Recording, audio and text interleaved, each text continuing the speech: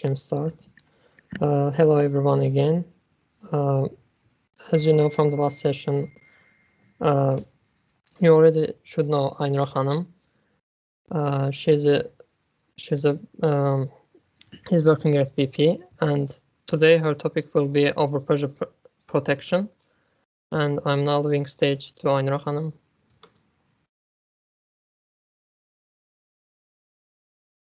You can share your presentations. Good afternoon. Good afternoon, everyone. I will just share screen. Okay. So let's start. Last week we talked about overall, like what is overpressure, what the causes for this, and this week we will go deeply to overpressure protection topic, which is a very big topic, is important for all facilities, all industries who is using pressurized equipment.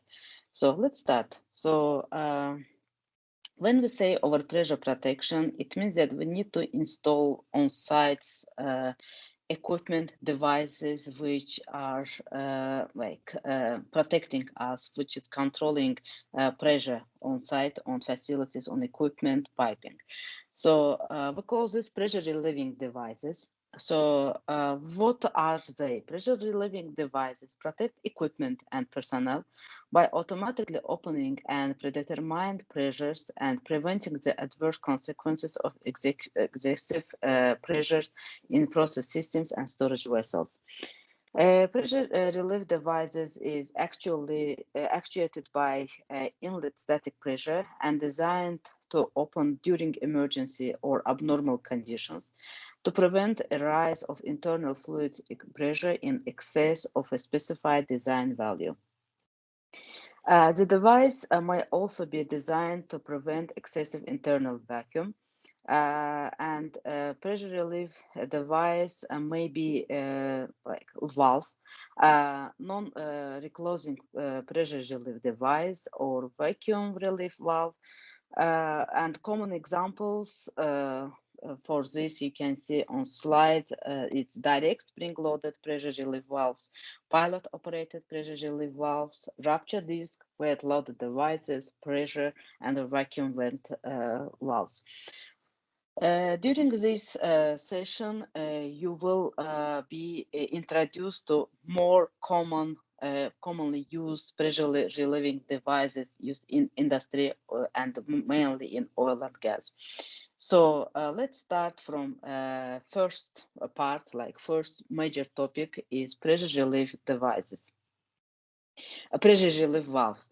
So pressure relief valves, when we say about this, is a pressure relief valve is designed to open for relief of excess pressure and reclose by preventing further flow or fluid after normal conditions have been restored.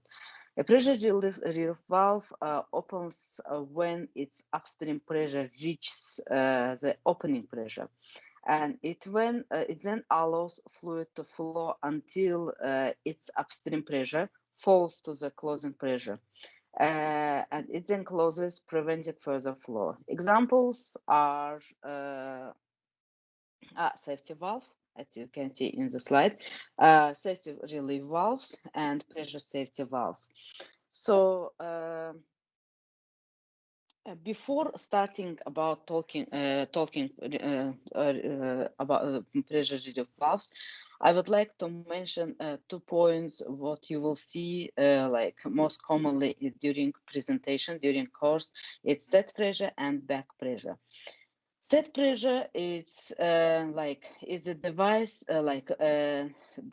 its set pressure is normally equal to design pressure, and of the weakest component by the system being protected.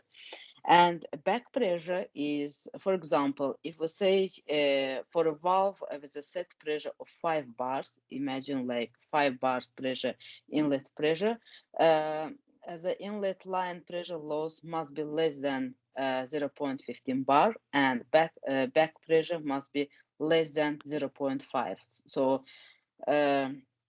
this is just how set pressure and back pressure are working.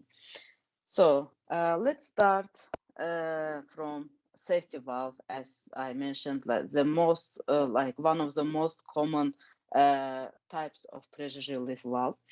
So safety valve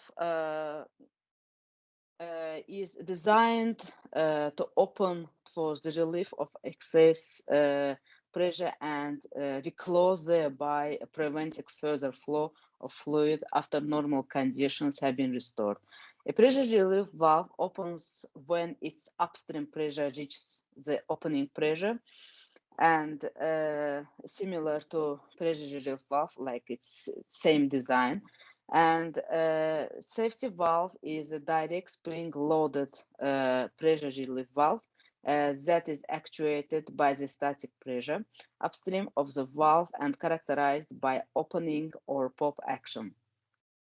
When the static inlet pressure reaches the set pressure, it will increase the pressure upstream of the disc and overcome. Here you can see the process. Like design of safety valve, and while I'm talking, it's just step-by-step process which is happening inside. So a fluid will then enter the huddling chamber, providing additional opening force. This will cause the disc to lift and provide full opening at a minimal overpressure. The closing pressure will be less than the set pressure and will be reached after the blow-down phase is completed. The spring of a safety valve is usually fully exposed outside of the valve bonnet to protect it from degradation due to the temperature of the relieving medium. A typical safety valve has a lifting lever for manual opening to ensure the freedom of the working parts. Open bonnet safety valves are not pressure tight on the downstream side. And when we say about a safety valve, we're interested for like, even if they say that we can use industry, but where exactly we can apply this safety valve is normally used. This safety valve is normally used with compressible fluids. Safety valves are used on steam boiler drums and superheaters. Also used for general air and steam services in refinery and petrochemical plants. Safety valve discharge piping may contain a vented drip pan elbow or a short piping stack routed to the atmosphere. It's like just internal design. But as a like normal equipment, these valves, this type of valves have limitations, and the limitations are these valves cannot be used in corrosive service, like it's unless it's isolated from process by the rupture disc. In installations that impose any back pressure unless the effects of the back pressure have been accounted for in the installation. Next one is where the escape of the process fluid around the blowing valves is not desirable, cannot be used in liquid service, and these valves cannot be used as a pressure control or bypass valves. So this is about safety valves and relief valves. Relief valves is a direct spring-loaded pressure relief valve actuated by the static pressure upstream of the valve. The valve opens normally in proportion to the pressure increase over the opening pressure. A relief valve begins to open when the static inlet pressure reaches its set pressure. When the static inlet pressure overcomes the spring force, the disc begins to lift of the seat, allowing flow of the liquid, and as the value of the closing pressure is lower than the set pressure and will be reached after the blowdown phase is complete. Relief valves usually reach a full lift at either 10 or 25% overpressure, depending on the type of valve and trim. These valves have closed bonnets to prevent the release of corrosive, toxic, flammable, or expensive fluids. They can be supplied with lifting levers, balancing bellows, you can see in structures, bellows, and soft seats as needed. Some relief valves are manufactured with resilient O-rings. You can see here O-rings, or the type of soft seat to supplement or replace the conventional metal-to-metal valve seating surfaces. Usually, the valves are similar in most respects to the other pressure relief valves, with the exception that the discs are designed to accommodate some type of resilient seal ring to promote a degree of tightness exceeding that of the usual commercial tightness of conventional metal seats. So similar to safety valve, like we need to know where relief valve need to be, like can be applied in industry. Are like this type of valves are normally used for incompressible fluids. So and as usual, like normal process, these valves have limitations, and you can see in slide where these valves cannot be used. It's in steam, air, gas, or other vapor services, in installations that impose any back pressure unless the effect of back pressure have been accounted for, and as pressure control or bypass valves. So relief valves, depending on design types, are separated into three most common three most common types is conventional relief valves, balanced bellow, and pilot operated. And in general, I want to say, like regarding relief valve, as a safety relief valves is a direct spring-loaded pressure relief valve that may be used as either safety or relief valve, depending on the application. A safety relief valve is normally fully open at 10% overpressure when in gas or vapor service. When installed in liquid service, a full lift will be achieved at approximately 10 or 25% overpressure, depending on trim type, as I mentioned it previously. So let's start to go through each design type of relief valve. Let's start from conventional safety relief valve. Conventional safety relief valve is a direct spring-loaded pressure relief valve whose operational characteristics, opening pressure, closing pressure, and relieving capacity are directly affected by changes in the back pressure.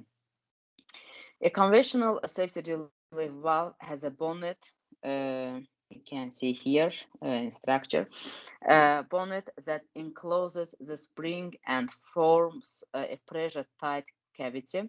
The bonnet cavity is vented to the discharge side of the valve. So where it's applied, this type of relief valve is we can use this valve in refinery and petrochemical processes that handle flammable, hot, or toxic material. And as an effect of temperature and back pressure on the set pressure considered when specifying conventional safety relief valves.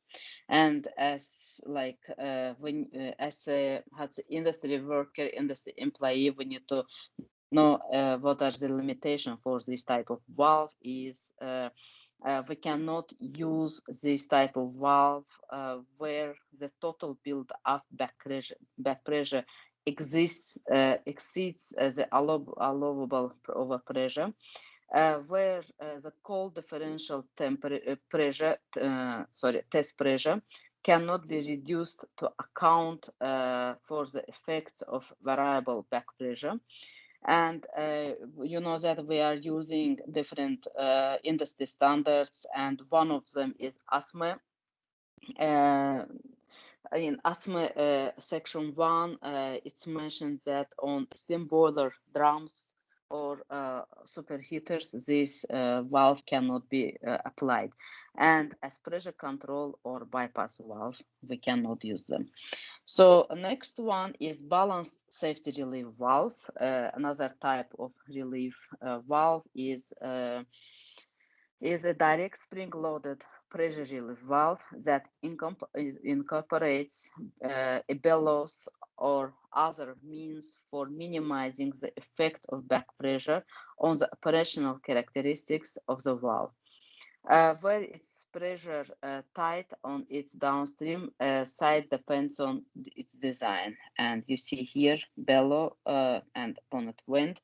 So application of this valve is are normally used in refinery and petrochemical process industries that handle flammable, hot, toxic material similar to conventional valves, where high back pressure are present at the valve discharge. This typically occurs where material from the valve is routed to a collection system, and they are used in gas, vapor, steam, air, or liquid services. In corrosive service, to isolate the spring and the bonnet cavity of the valve from process material. When discharge from the discharge from the valves is piped to remove remote locations. So limitations for this type of relief valve is as similar to previous type of valve, is as per ASME document, ASME standard. We cannot use on steam boiler drums or superheaters, and as pressure control or bypass valves. Balance type valves require vented bonnets. You see here vent bonnets, bonnet vent. A bellows failure allows process media from the discharge side of the valve to discharge from the bonnet vent. Consider the nature of the process media, like liquid, vapor, toxicity, and flammability. When evaluating the bonnet vent disposition,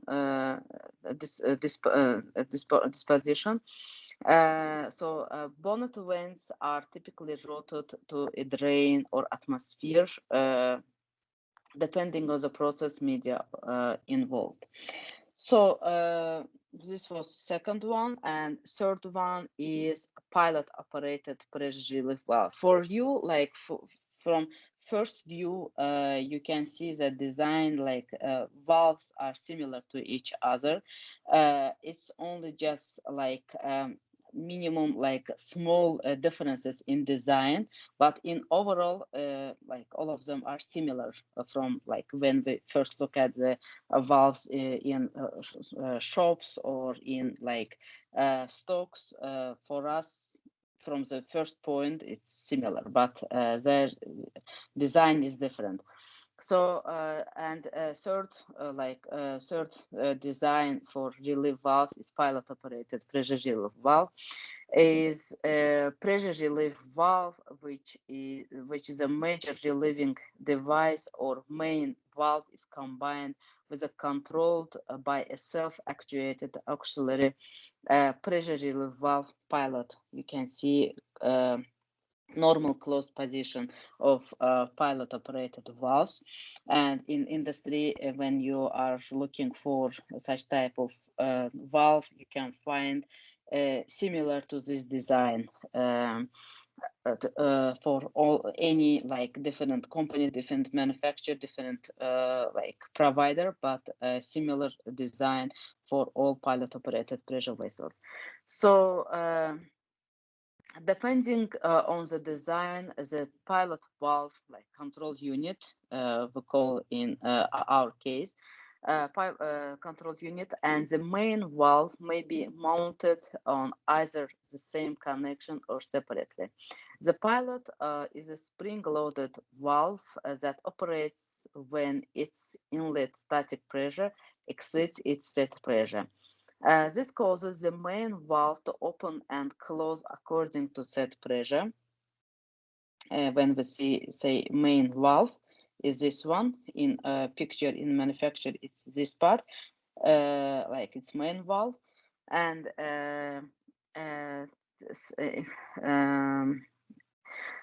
process pressure is either vented off by the pilot valve to open the main valve or applied to the pressure. To the top of the unbalanced piston diagram or below, like of the main valve to close it. You can see here. So what are the applications like where we can use this type of like valves, relief valves? It's like um, they are used where a large relief area and or high set pressures are required, since pilot operated valves can usually be set to the full rating of the inlet flange, where a load differential exists between the normal vessel operating pressure and the set pressure of the valves. On large or low pressure storage tanks, where very short blowdown is required, where back pressure is very high and balanced design is required, since pilot operated valves with the pilots either vented to the atmosphere or internally balanced are inherently balanced by design. So by design. So another place where we can use is where process conditions require sensing of pressure at one location and relief of fluid at another location, where inlet or outlet piping frictional pressure losses are high, and where in situ in service set pressure verification is desired. And from the limitations point of view, as like other relief valves have limitations, we cannot use it in service where fluid is dirty, or where there is a potential or for falling or solidification like hydrates, wax, or ice in the pilot or sensing line unless special provision are taken. And in viscous liquid service, as pilot operated valve operating times will increase markedly due to flow of viscous liquids through relatively small passages within the pilot. Like with vapors that will polymerize in the valves in service where temperature exceeds this safe limits. For the diagram, seals or rings selected, where chemical compatibility of the loading fluid with the diagram, similar like seals or rings valves, is like where it's questionable, where corrosion buildup can impede the actuation of the pilot. So we talked about three different designs for relief valves, and when we're going to choose which of the like which one is better for our industry, the main thing is comparison, like what advantages and disadvantages in total, in summary, they have, and Based on this, we can find out. For conventional, we talked advantages and disadvantages like previously.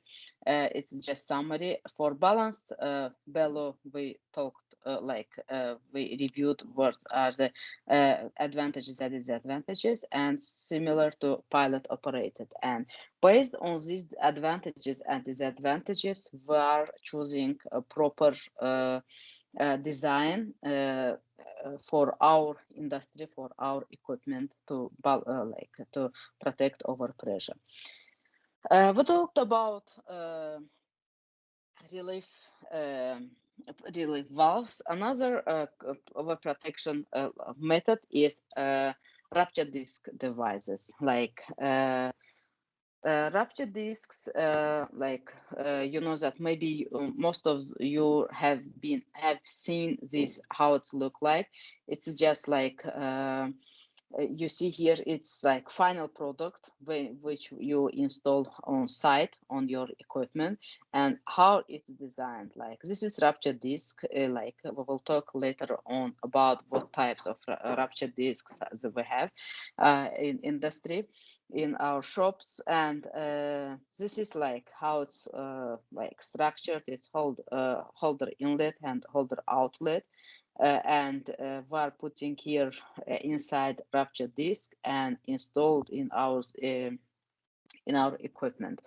So rupture disc device is non-reclosing pressure relief device actuated by the static differential pressure between the inlet and outlet of the device, and designed to function by the bursting of rupture disc.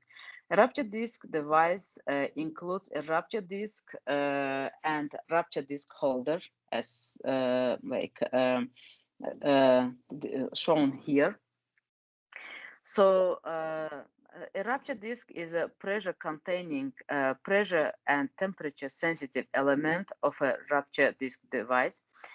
Rupture discs may be designed in several configurations, such as flat, domed, or reverse acting. We will go to these types of rupture disc later on. So the rupture disc holder secures the disc in place. A non-fragmenting rupture disc is a rupture disc designed and manufactured to be installed upstream of other piping components, such as pressure relief valves, and will not impair the function of those components when disc ruptures. So, and rupture disc holder is a structure which encloses and clamps the rupture disc in position. So, regarding types of rupture disc devices, first, just let imagine how it works. This is just like animated like photos, how it look like when you see here how look like this rupture disc, and when there is pressure, pressurization is going on and flow is going, and rupture like there is happening the rupture of the disc.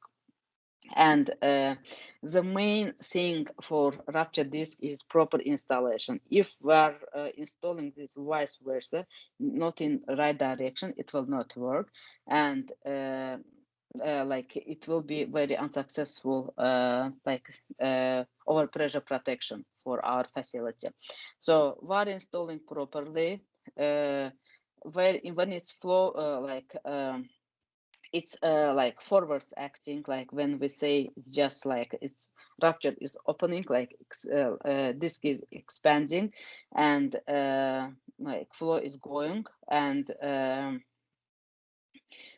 when we say it's reverse, it's just like the cap is opening. It's not like rupturing, it's just like a reverse reverse how to say action is happening on this disc, and a little bit different type of rupture disc. So let's start. Let's go through for all most commonly used in industry rupture discs. First, start from a conventional rupture disk. Like in our case, you can see here dome rupture disk. Like it's one of types of conventional rupture disk. Is a pre-bulked solid metal disk designed to burst when it's pressured on the concave side. You can see here concave side. The conventional domed rupture disk of a flat seat or angular seat design generally provides a satisfactory service life when operating conditions are 70% or less of the rated burst pressure of the disk, and when limited pressure cycling as the temperature variations are present. If vacuum or back pressure conditions are present, the disk must be furnished with a vacuum support to prevent reverse flexing or implosion. Vacuum supports are designed for continuous service at full vacuum or less. Special designs are available for back pressure conditions that exceeds 15 103 kilopascal. The conventional domed rupture disk like will fragment upon burst.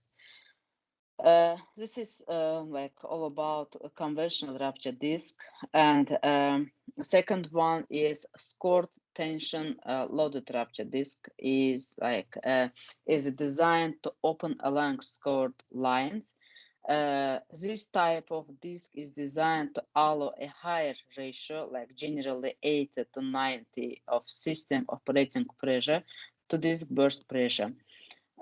Because of the score lines control the opening pattern, this type of disk is normally non-fragmenting.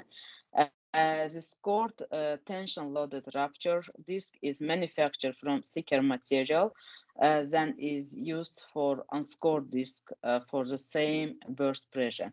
And you can see like as an example how can like look like this disk after overpressure, and we cannot use this again as it was mentioned. The disk is mechanically scored to control the burst pressure and burst pattern. The increased material thickness of the disk provides additional resistance to mechanical damage. In most cases, the disk will withstand full vacuum without the addition of a separate vacuum support. Third type is composite rupture disk. A composite rupture disk is a flat or domed metallic or non-metallic multi-piece construction disk. The domed composite rupture disk is designed to burst when it overpressured on the concave side. The flat composite rupture disk is designed to burst when it's overpressured on the side designated by the manufacturer. The domed composite rupture disk available in flat seat or angular seat design permits typical operations to 80% of the rated burst pressure under limited pressure cycling and temperature variations. The burst pressure is controlled by a combination of a slit top section and metallic or non-metallic seal member under the top section. Composite rupture discs are generally available in burst pressures lower than those of the conventional domed rupture discs,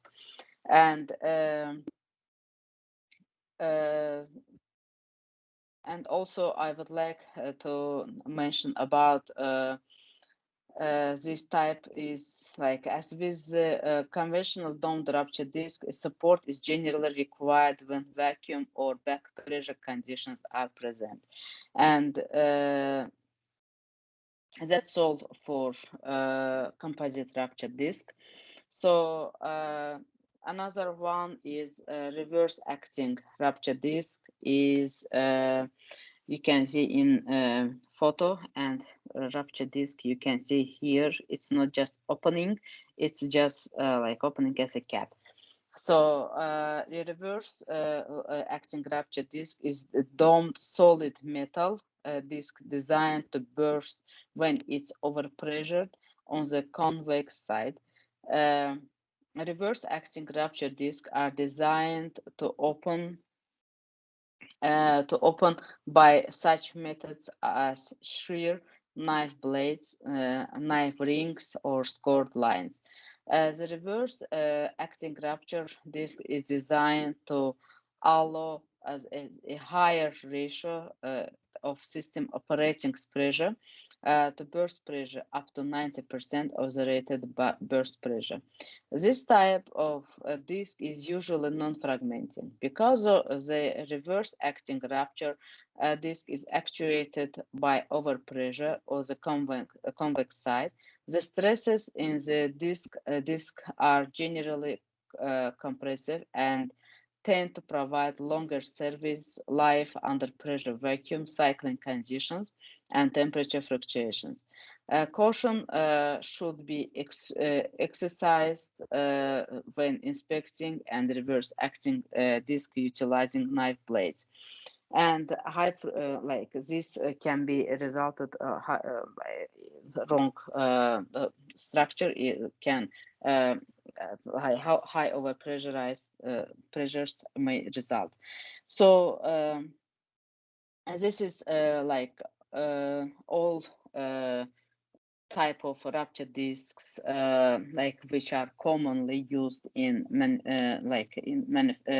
in industry, and there are different manufacturers and different types, but the main thing is proper installation and proper selection of rupture disks in like piping or equipment like nozzles. So where we can apply these rupture disks, like what are the application, like what's the application for of these rupture disks in industry? These devices are used to protect the upstream side of pressure relief valve against corrosion by the system fluid, to protect pressure relief valves against plugging or clogging by viscous fluids or polymerization products. Instead of pressure relief valves in the protected system can tolerate process interruptions or loss of fluids in case the rupture, in case disk ruptures. If a faster response than pressure relief valves typically provides is desirable, secondary pressure relieving devices when the difference between the operating pressure and the rupture pressure is large, depending on the type of rupture disk selected. To protect the downstream sides of pressure relief valves against downstream corrosion from header or against atmospheric corrosion, and to minimize process product leakage and reduce fugitive emissions. The proper receipt storage, handling, and installation of a rupture disk are critical to its successful performance. Some rupture disks using knife blades to open have failed to open properly. Consultation with the manufacturer, like one of most important like parts during selection of this type of this like rupture disk, is consultation with the manufacturer concerning proper installation and maintenance of these kinds of rupture disk may be beneficial. Like we need to know what we are buying, we need to know what we are like installing on our on sites, and why, like what's the reason for this. So a pressure gauge, a tricock, a free vent, or a suitable telltale indicator must be inserted between a rupture disk device installed at the inlet of the relief valve and the valve permitting the detection of disk rupture or leakage. Since rupture disks are designed to burst at a specified differential pressure, pressure buildup on the downstream side of the disk may inhibit the disk's ability to provide overpressure protection. A rupture disk device must have full pipe area and must not fragment into the pressure relief valve inlet after the disk bursts. So at the end, I would like to share with you like real case what we have faced in our company, within company, and we used this as a case study when we started our career in our company. So the case was like a rich caustic flash tower relief valve stuck in closed position. So you can see pictures like it's relief valve as we discussed previously, and the type of valve like was installed is conventional, like one of the type of relief valves. So what was the issue? What's happened on site on asset with relieving valves? So conventional relief valve did not open during a plant upset condition, allowing a caustic treater pressure vessel to overpressure. The valve was removed from service and new replacement in kind was installed for the short term. The old valve was sent to test and repair. And all parts you can see here, like the disc the disc holder, a spring, like a top part of valve, all parts like fully this valve was sent to for analysis in the workshop, and the action was to determine why the relief valve did not open on demand and propose a longer term solution. What was found, like what was resulted, like this valve stuck during opening of like on site. It results like the results of the pretest found the relief valve to be stuck closed. Pressure on the test rig was increased to twice to the set point to try to open the valve, but with no successes. And we are not normally doing this, but like when it's required and when it's not hazardous to equipment and personnel, we can increase pressure during testing and to open. In our case, is to open, just to open this valve. So and it was like twice the set point. And the valve was then disassembled, and this revealed a white powder substance throughout the internals. You can see here in all particles that there is white powder.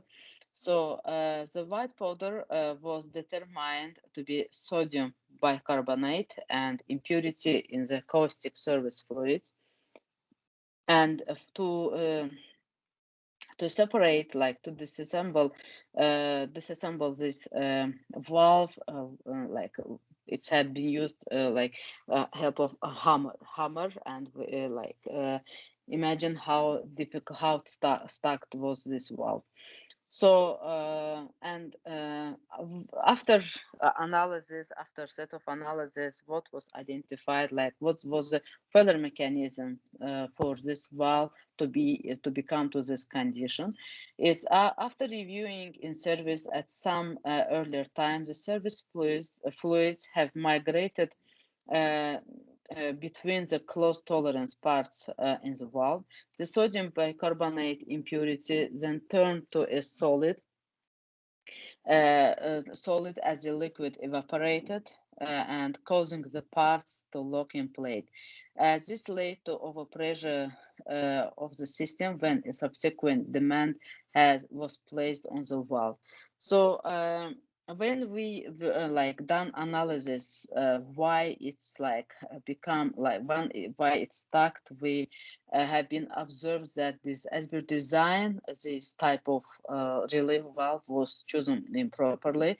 In this case, we had to use not conventional, we had to use balanced bellow type of relief valve. And after this analysis, after long-term solution, proper relief valve have been installed on site. That's all for today regarding overpressure course. Now I think in my opinion that you have overall information what's the overpressure, what's the causes, and how we can protect our industry, our facility from overpressure by using what the technologies, what devices, and knowing advantages, disadvantages, and design.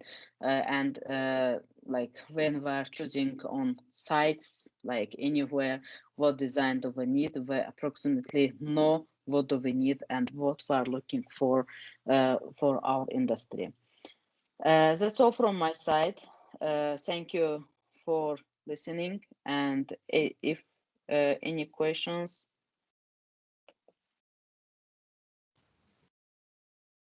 Thank you, Aynura Hanım, for this great presentation. I don't see any questions in chat again, but I had one. How does back pressure, occur in pressure safety valve? We're relieving high pressure, so why does it occur? So in some cases, it's like a wrong installation. In some cases, like when we set pressure is installed improperly. For example, for back pressure, we say like 10% is exceeds of, for example, if it's 450 bar pressure we need to install this back pressure for less, like 10% less, that we cannot come to high level, we call in our case. We cannot over limit this pressure.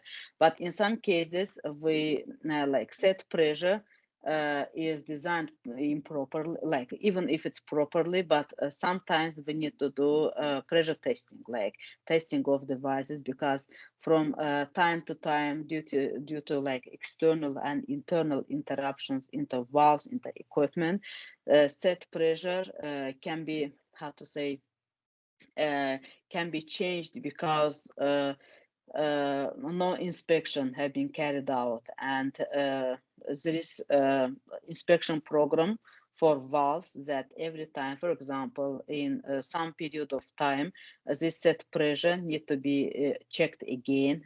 All let's say testing process, all inspection process need to be carried out on time. Otherwise, sometimes back pressure or set pressure is working not properly. It's just like monitoring of equipment. It's just design problem then. Yeah. Okay, thank you very much. If anyone else has questions, you can unmute and ask it.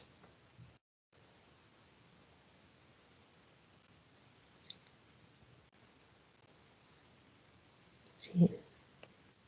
I don't see any questions, then we can end the session. Thank you again, Aynura Hanım, for this great presentation, and we'll see you next week.